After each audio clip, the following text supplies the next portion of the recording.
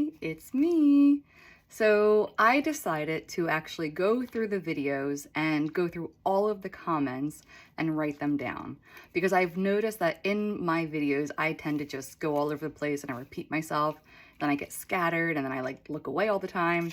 So to prove that I do read everyone's message, I try to at least to say, hey, I recognize that you just sent me something, or I try to give like specific feedback.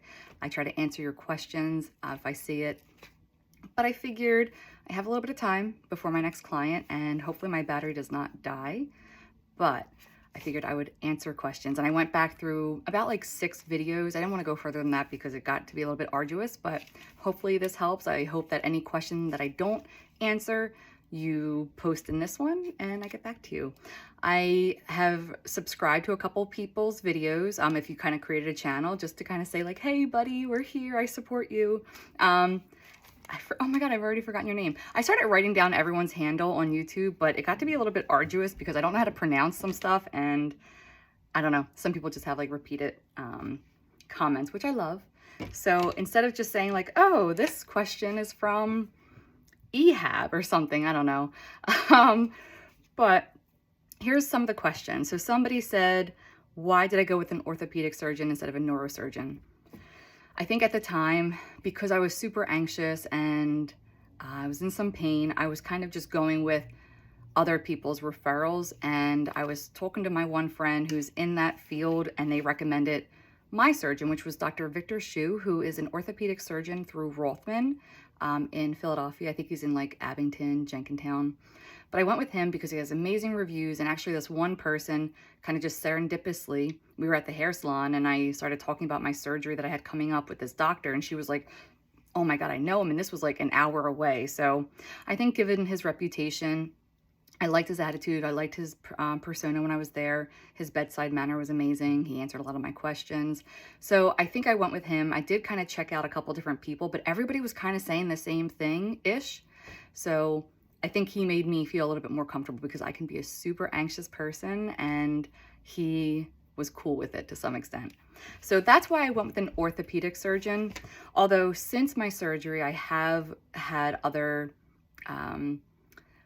recommendations, and I did go and get some other opinions on what's going on. And I think if I were to go again, I probably would go with a neurosurgeon. And I think their name is Dr. Oh man, Kim. I think it's Dr. Kim. I would have to kind of look it up. I forget their name, but they're, I think, through Jefferson. And they're the ones that actually did if you look at some of my past videos, they're the ones that did the extension and flexion x-ray. So I think the fact that I'm having some nerve issues again and some pain, and I've already had my neck open up once, and orthopedically, I think they stabilized it. I think going to a neurosurgeon next is gonna be like the next thing I do, just because I wanna just make sure my spine and my nerves are doing okay. Somebody said I might have straight lordotic curve or a straight lordot. I don't know what that is. And you're saying like, why didn't that come up, or what am I doing about it? I never heard of that until you mentioned this in my last video. So I don't know what that really means, but I can definitely bring it up to my surgeon, I guess, and be like, well, what is this? What do we do about it? But yeah, I don't know. So thank you for pointing that out. And I don't know what that means or what I should do about it or anything, or if it's not a good sign that they didn't point it out. And if they did, maybe I was just so anxious I didn't hear it. So I don't know.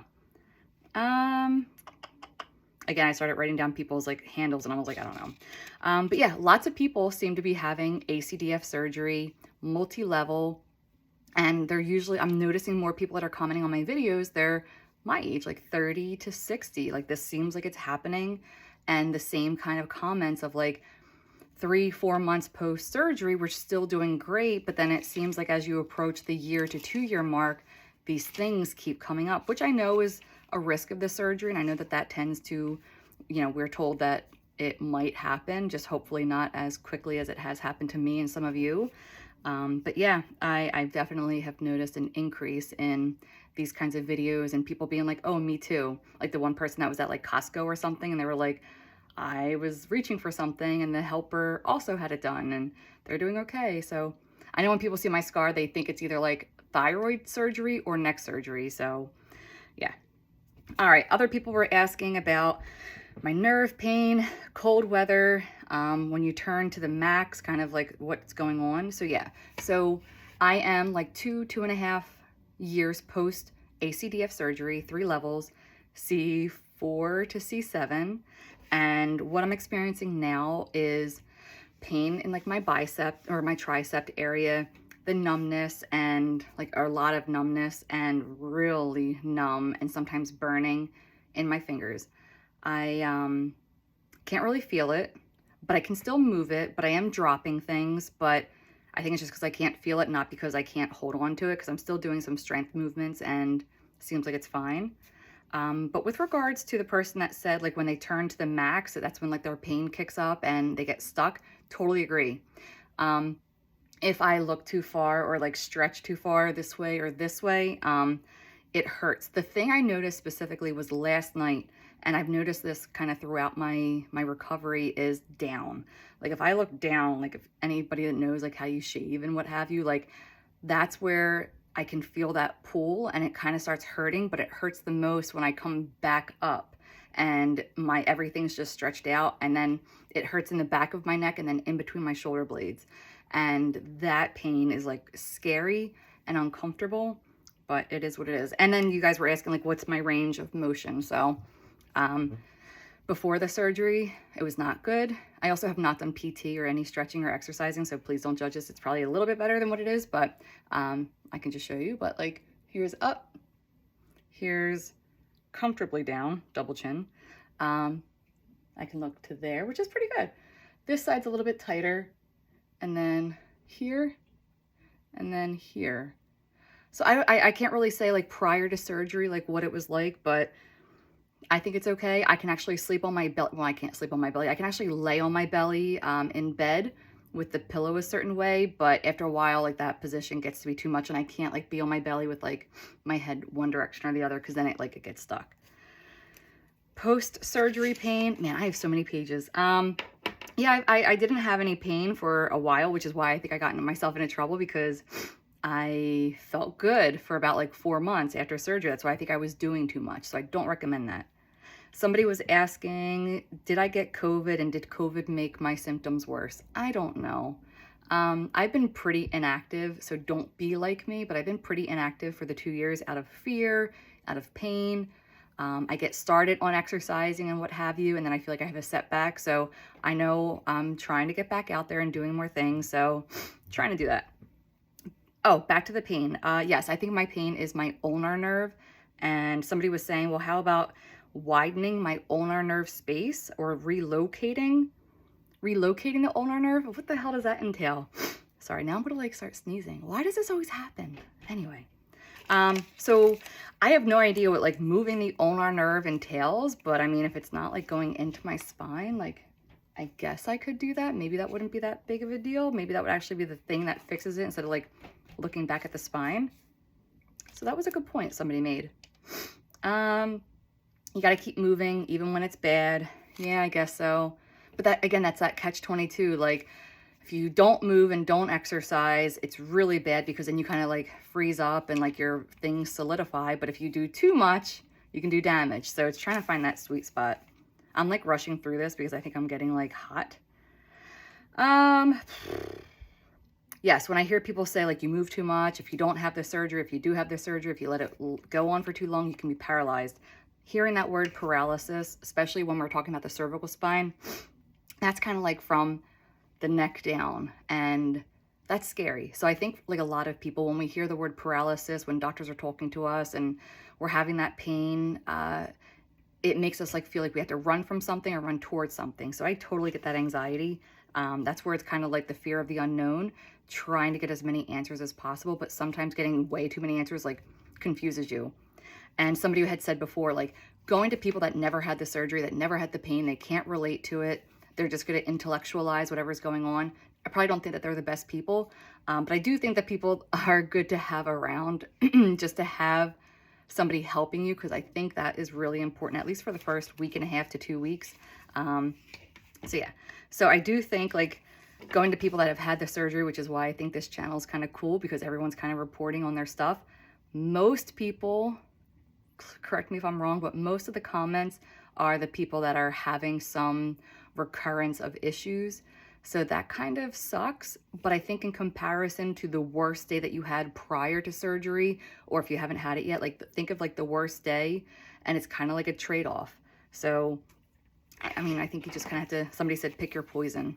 You know, there's no guarantees after surgery, and it looks like after having the surgery, depending on the levels and recovery, age, your health, it can affect things. So you do want to kind of think it through, but you also don't want to be at your worst. Do I think a neurosurgeon is better? I don't know. Do I regret having my surgery? Do I regret going to an orthopedic surgeon? No. I can't really regret things. It's already done. I think now, because I am talking to other people, because I'm not in that pain place. And I know when I made my first couple of videos before my surgery, I wasn't in pain, which is why I was like, okay, I think I'm ready to do this, but I'm just scared. Could I have waited longer? I don't know. I didn't. So this is where we're at. Disc replacement. So a lot of you guys are talking about disc replacements. I'm really curious about that. So I'm going to look into that. Oh my God. All right. You know what? I don't know what's going on here. This is like embarrassing, but hey, I'm a person. You're a person. We're just, you know, if I'm getting sick because somebody mentioned COVID, just kidding. I don't think so. But back to disc replacement. I want to look into that because especially if I need to get the base of my skull, basically, like I think it's a C2 to C3. I don't know. If I need to get that done, if I need to get another one redone because of the fusion, I think I want to really look into the disc replacement because I don't know if it can just save me down the road. I want to do it. An ultrasonic laser. I forget who wrote that, but I don't know what that entails, but an ultrasonic laser. Oh, I think I read that. I think before my surgery, I think I researched that. Oh my God, what the fuck? You know what? I'm gonna go off screen for a second. Don't worry. My nose just won't stop running. And now it's gonna be like bright red. Hi. Oh my God, you guys just like always get the best of me. Whew. All right. So I remember looking at the ultrasonic laser to kind of like assist, and if it's the same thing I'm thinking of, I think most things that I read, especially for the cervical spine, I remember reading and even hearing from a doctor that that's not good because of the heat that it produces. Like you don't want that during surgery for some reason. I don't know. All right, swallowing issues and voice issues. Oh, there's my cat. There he is. There's Jedi. Ta-da! Anyway, oh my God, you guys just happy everything. No, I didn't have any voice issues. Some swallowing issues right away, just because when I had the collar on, things were swollen. I tried to eat a steak because, you know, why not? And that didn't go so well. And some spicy food was not so well. I did not tolerate that so well in the beginning. But sometimes when I swallow, like right here, sometimes it feels like I might have something there, but not enough where I'm like coughing it up or I don't know, like it's not bothering me, but I do notice sometimes it feels like something's right there. Yeah, but it's fine. My voice, I don't know, my voice is annoying, so I don't know, maybe it helped it. Michael Alar, if you're here, hello, stand up, get your prize. No, just kidding. But yeah, like you sound like you've had a shit ton of stuff. I am really sorry for everything that you've gone through. Thank you for like sharing your journey and in the comments and offering advice and praise. I mean, I really, really hope that you're doing okay, but man, you've had a lot of surgeries and you've had some disc replacements and it sounds like it kind of went well, but am I in pain since my surgery? Yeah, I'm in pain.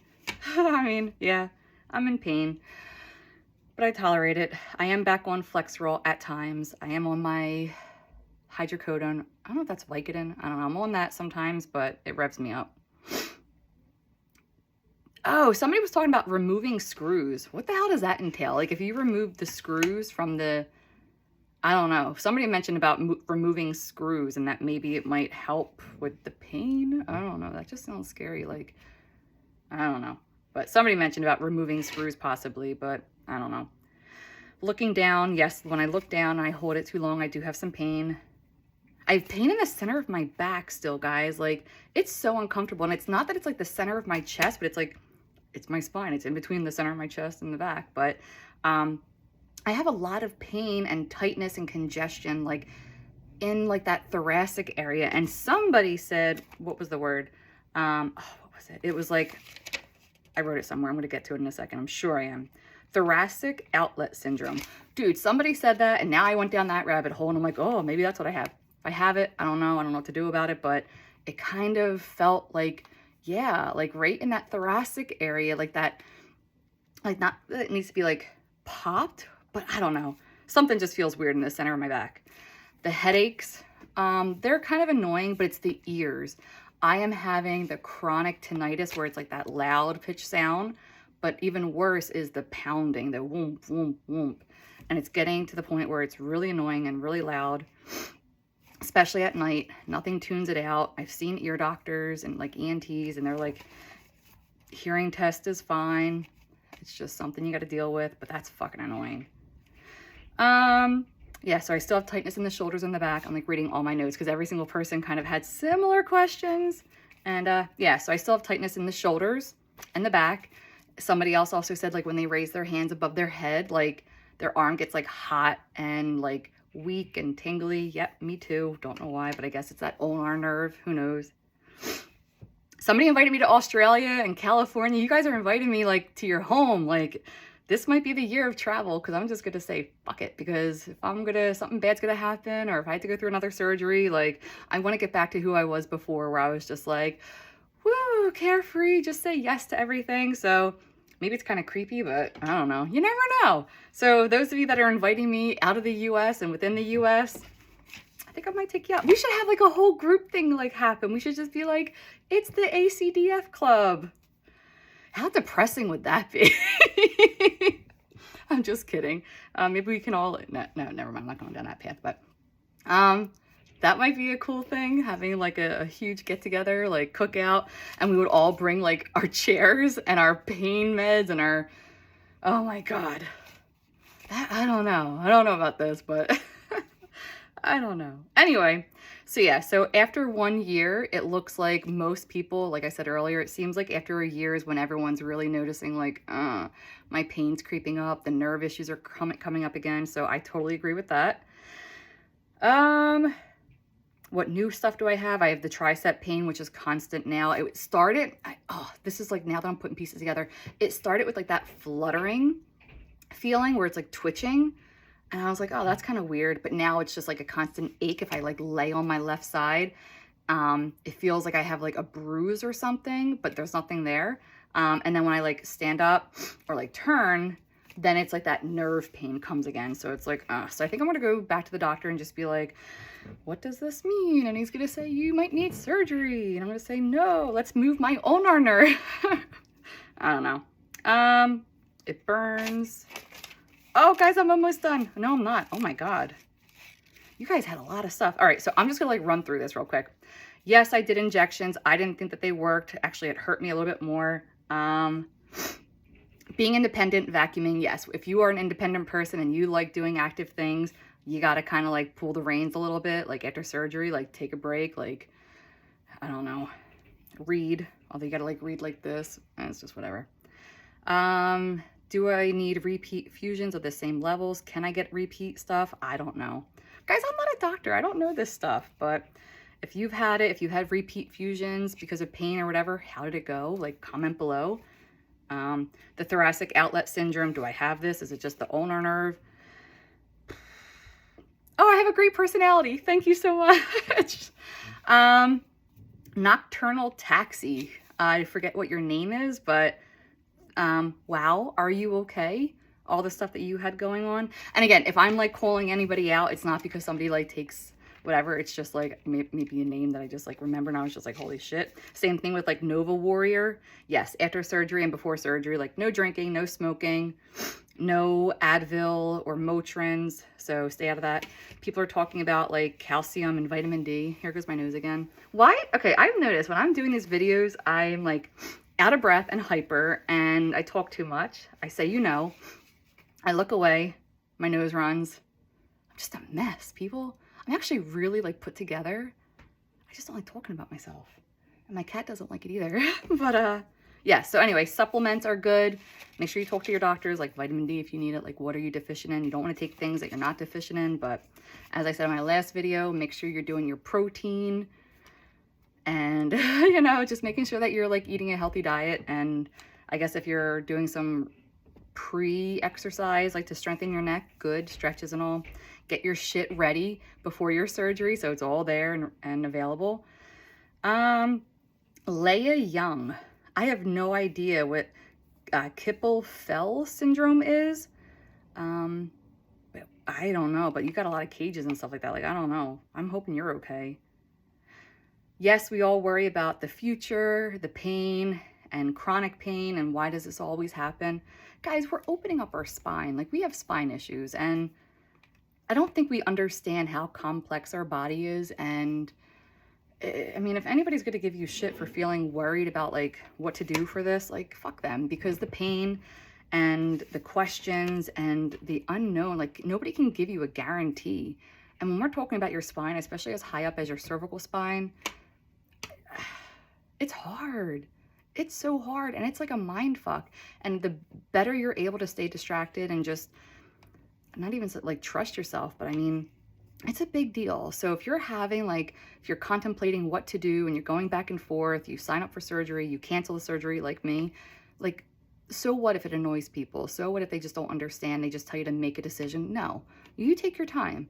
But again, if you're in a lot of pain and you're losing functioning, bladder is being like lost, that's when like you're like, all right, I think I need to get something done, even to just stabilize your frame.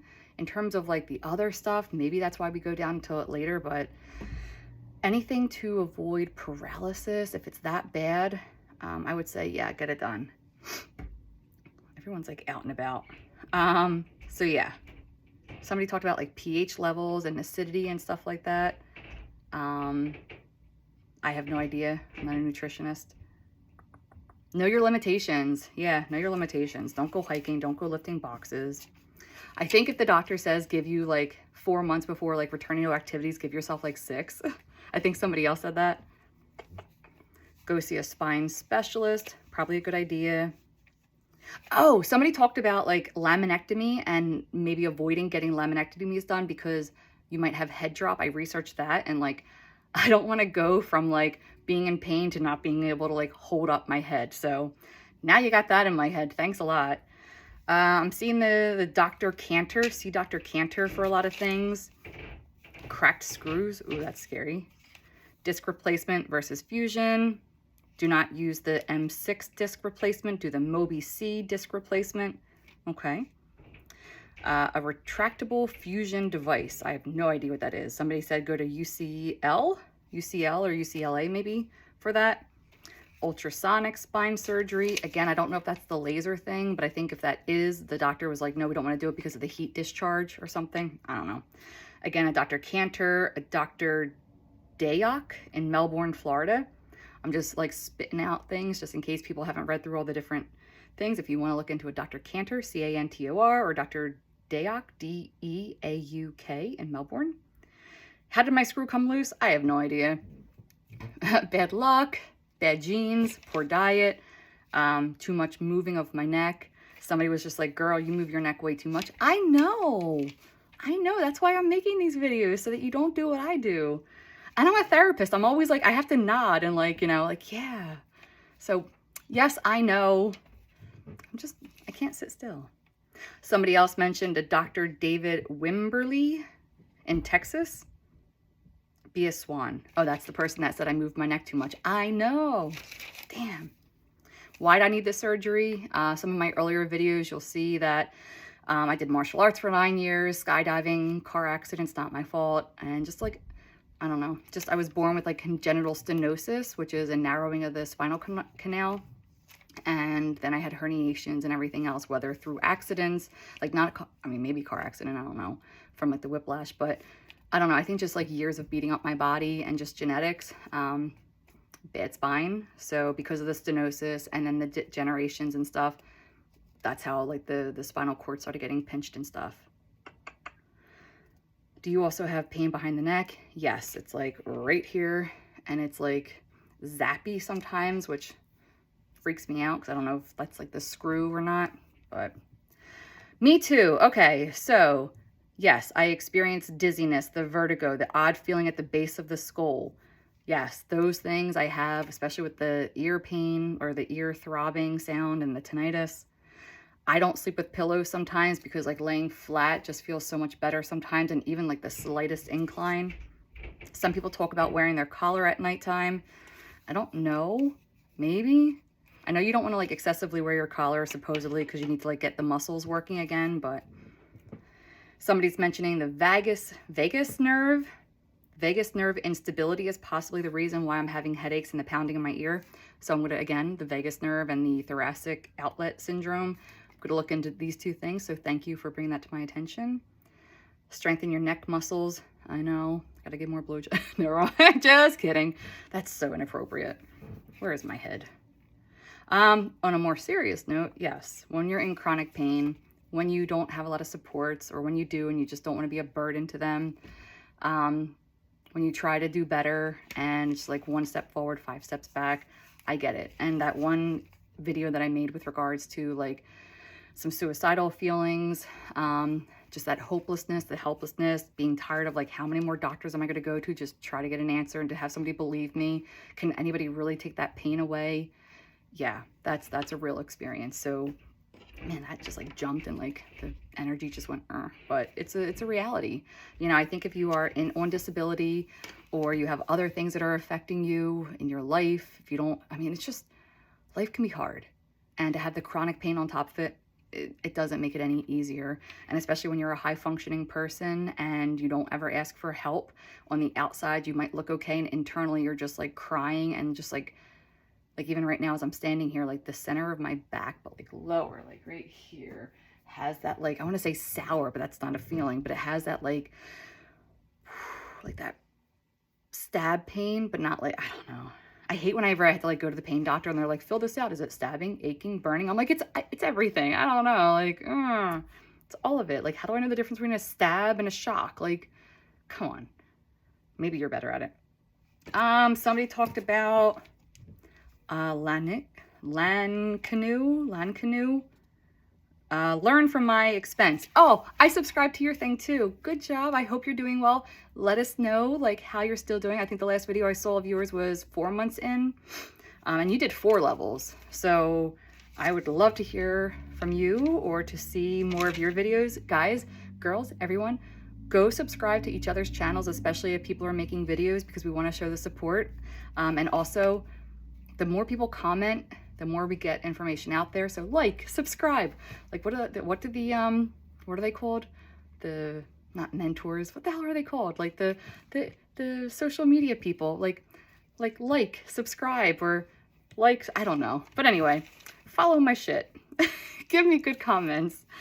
So yeah, so if we can support one another and you write your own stuff into the comments, people are reading, people are using our videos as measures to kind of say, hey, I'm not alone, I'm not crazy, because God knows people make you feel crazy. But yeah, learn from my expense. I definitely want to hear like post 4 months how you're doing. Hopefully you're not like us, because I know that you had some disc replacements as well as a fusion, I think. So yeah. Somebody's asking about left shoulder pain. Yeah, my left side's like the main one that's affected. So my left fingers, this is my left side.